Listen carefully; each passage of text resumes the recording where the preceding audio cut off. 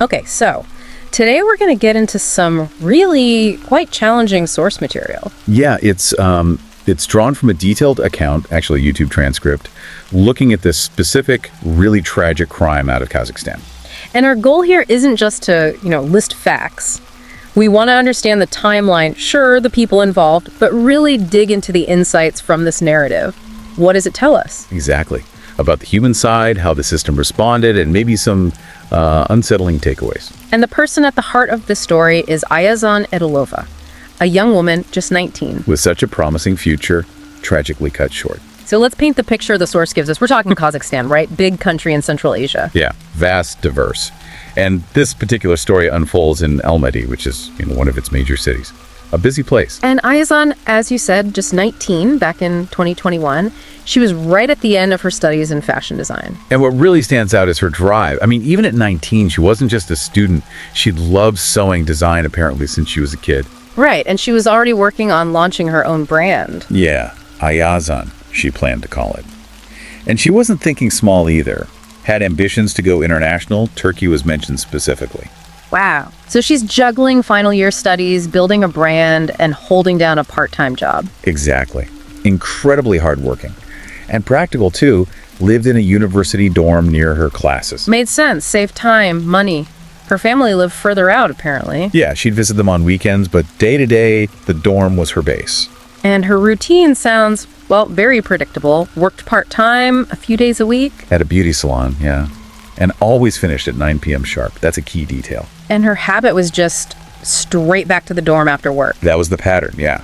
Her roommate knew it well. They had this understanding if plans changed, Ayazhan would call or text. She was disciplined like that. Which is why what happened on March 19th, 2021, a Friday, was so immediately concerning. She went to work as usual. But 9 p.m. passed.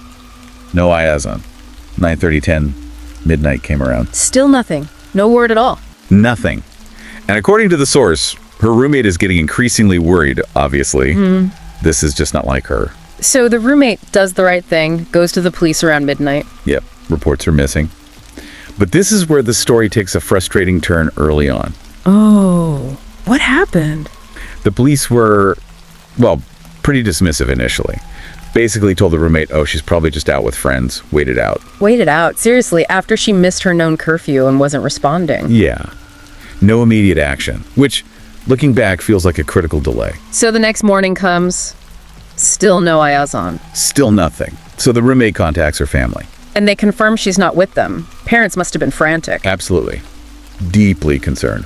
Her older brother, Almat Mulikov, he seems to have really stepped up, kind of took charge of the search efforts from the family side. Trying her phone, I assume. Constantly, just no answer.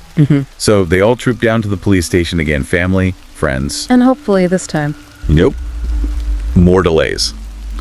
According to the source, they were told to wait another 2 days before filing again if she was still missing. 2 more days. That's baffling. She's already been missing overnight. Totally out of character. It's really hard to understand. So, faced with that, the family and friends, they didn't just wait. They took matters into their own hands. Exactly. Fellow students got involved too. They started organizing their own search, printing flyers with her photo, distributing them everywhere, campus, the local area, talking to people. A real community effort then. It really was. And this effort, this public pressure, seems to be what finally got things moving officially. How long did that take? About 2 days after she first vanished, the source suggests.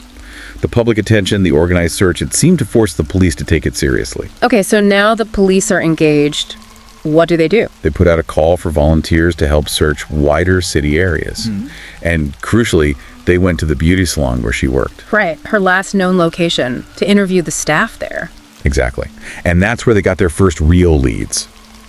Some staff overheard her saying something about maybe going to the micro-rayon area after work. Micro-rayon, okay.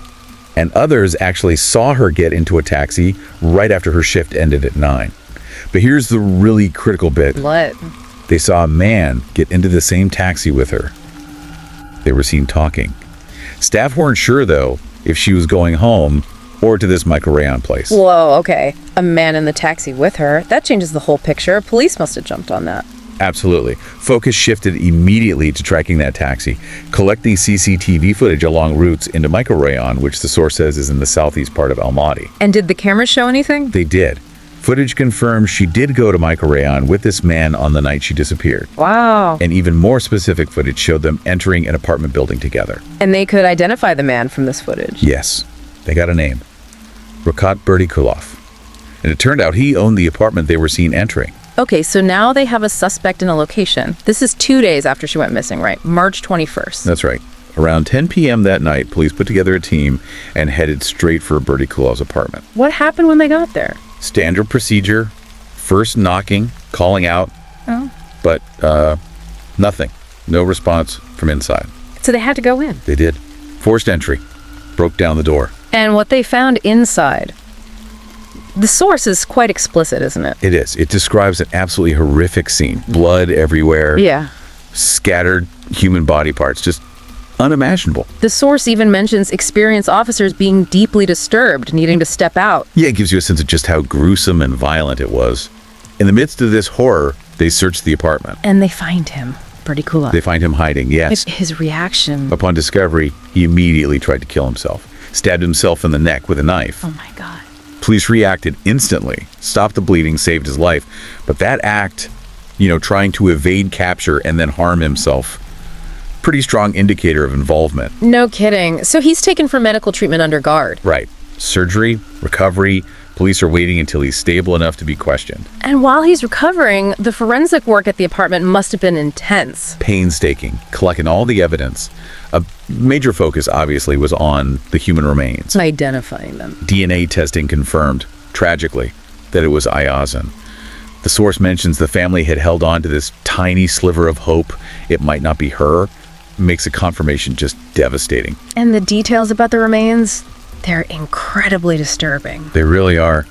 The source mentions finding skull parts, skin that had been removed, and suggests the head might have been boiled to make skin removal easier. That's sickening. Teeth and nails removed one by one, body parts separated, put into plastic bags. Just absolute desecration. And not all the parts were even there. No. Some were missing from the apartment.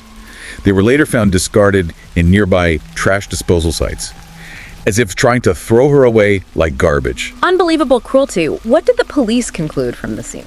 That it was likely the work of one person, done quickly, and just showed this extreme, utter callousness towards her body. So eventually, Rakhman recovers enough for questioning. What does he say? He admits it. Admits he killed Ayazhan, but refuses to give any reason why. No motive, no explanation. And he claimed he didn't know her beforehand. Denied any relationship, said they weren't dating, weren't friends, nothing.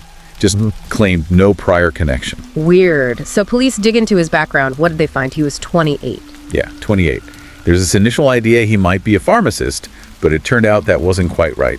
How so? He'd actually dropped out of pharmacy school near the end. Wasn't licensed. He'd been sort of pretending to be a pharmacist. Okay, that's odd. And motives. Given the state of the body, did they consider things like organ trading? They did consider some horrifying possibilities, yeah, like black market organ trade or selling parts, because the dismemberment was so methodical in a way. But they found something else, right? A more direct link? They did. On his social media, they found chat logs between Rakhman and Ayazhan. Ah, okay. So he did know her, or at least had contact. Exactly. So putting together those chat logs, the autopsy results cause of death was strangulation, asphyxiation, and all the apartment evidence. They developed a working theory. What was the hypothesis? That Rakhman likely contacted her online first. He probably pretended to be interested in her fashion brand, maybe like a potential customer or collaborator. Using her ambition against her? Possibly, yeah. Lured her to his apartment saying they needed to discuss a big order or maybe see some material, something business related. And Ayazhan, being young, passionate about her brand, probably saw it as a genuine opportunity. Agreed to meet him at his apartment, likely not sensing the danger at all. So the theory goes, they meet, maybe talk business initially. And then at some point, he likely tried to sexually assault her. And she fought back. She resisted, yes. Which led to a struggle. And that's when he strangled her. That's the proposed sequence, yeah. Yeah. Strangled her during the struggle. Right. And then, after she was dead, he dismembered her body. Trying to cover it up. Trying to conceal the murder, dispose of the evidence. Just horrific from start to finish. A case like this, It must have caused a huge reaction in Kazakhstan. Oh, massive public attention. The brutality was just off the charts. News reports, documentaries, they focus a lot on Ayazhan's life, her dreams. Generating a lot of sympathy, naturally. Huge sympathy, yes. Yeah. But, and the source makes a point of mentioning this, there was also some victim blaming. Seriously, after something like this. Disturbingly, yes.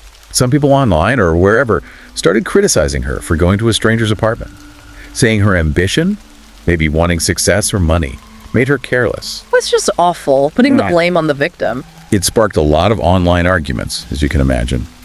Though, thankfully, the source says the vast majority of people were absolutely sympathetic to Ayazhan.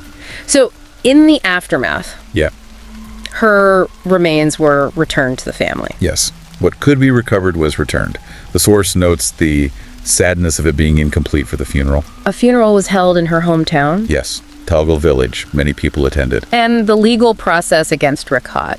What were the charges? Based on the evidence and the likely sequence, he was charged with both rape and murder. Was there any concern he might try a mental health defense, given the, extreme nature of the dismemberment? There was definitely that concern. But importantly, psychiatrists evaluated him before the trial even started. They found no mental abnormalities, which pretty much shut down that potential defense strategy before it could begin. So the trial went ahead. Were the details made public? Not fully, according to the source. Court proceedings were somewhat restricted. And the verdict? Rakhman Berdibekov was found guilty, sentenced to 25 years in prison. 25 years. How did the public react to that? A lot of dissatisfaction, apparently. Many felt 25 years just wasn't enough, considering the sheer brutality involved. And he was ordered to pay compensation, too. Yes, around 34,000 pounds or 1.5 million Thai baht to Ayazhan's family. Did the family speak out about the sentence? Her brother, Almat, did. Expressed disappointment with the 25 years. He also brought up the police again, criticizing that initial delay, wondering if quicker action could possibly have saved her. Though we can never know, of course. He also highlighted the disrespect shown to her body, didn't he? Very powerfully, yes. The utter lack of humanity in the killer's actions after her death. Did the police ever formally respond to that criticism about the delay? The source mentions they later gave explanations, something about jurisdiction, confusion, or procedural issues. But no further action or compensation regarding that seems to have happened. So the legal process ended with the 25-year sentence. That was the outcome, yes. So wrapping this up, it's just an incredibly tragic story.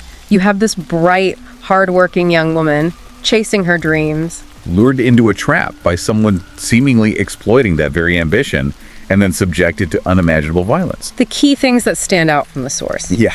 That stark contrast between her potential and the brutality she faced, the horrifying forensic details, the questions around the justice system's response, the sentence. And that difficult issue of victim blaming that cropped up, even in such an extreme case.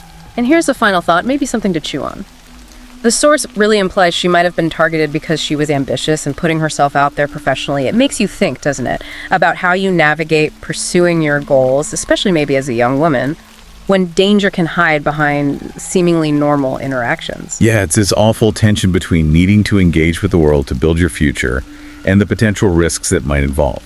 It's not about blaming her, absolutely not, but reflecting on that vulnerability. And it leaves you thinking about justice, public perception, and how we even begin to process crimes of this magnitude.